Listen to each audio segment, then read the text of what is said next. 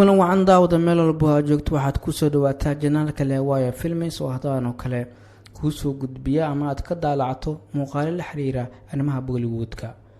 muuqaalkana maanta waxaan kusoo qaadanaynaa filimada Bollywoodka ee lagu soo bandhigay doorka askari kuwa ugu fiican. doorarkaasi ayaa ah kuwa box office-ka guule ka gaara ama kuwa sheeka ahaan la amaanay.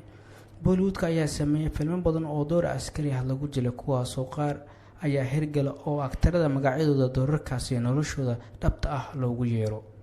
haddaba aan isla aragno doorarkaas caanka noqda ee jilayaasha filmadooda ku soo bandhigeen askar meel adag oo dadka iyo dowladda difaacaya.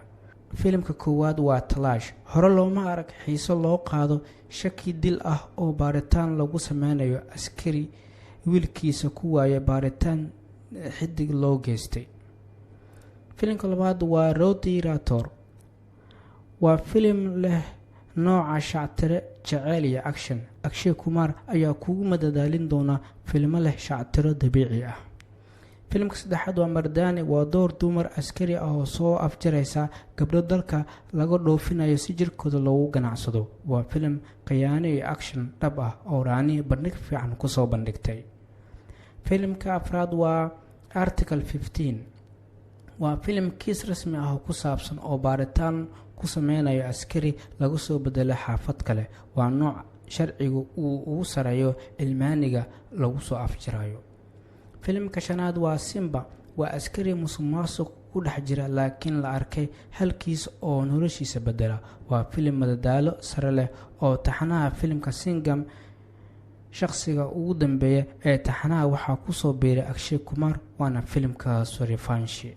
liiska lixaadna waa filimka Singam. qofna uma sameyn karto doorka askari ka fiican Ajay Devgan, waana mid uu ku kasbaday taageero badan, waana mid taxano ah oo caan ka ah India. filimka toddobaadna waa Jangajal. filimkan ayaa ah micno bulsho dhab ah ximbaarsan. waa door askari magaalo loo soo bedelayo si uu u soo afjaro musuqmaasuq, dambiyada iyo siyaasadda la xiriira. filimka ugu dambeeya sideedaadna waa Dabban. waa mid ka mid ah filimada uu Salmaan ku jilay askari midka ugu caansan.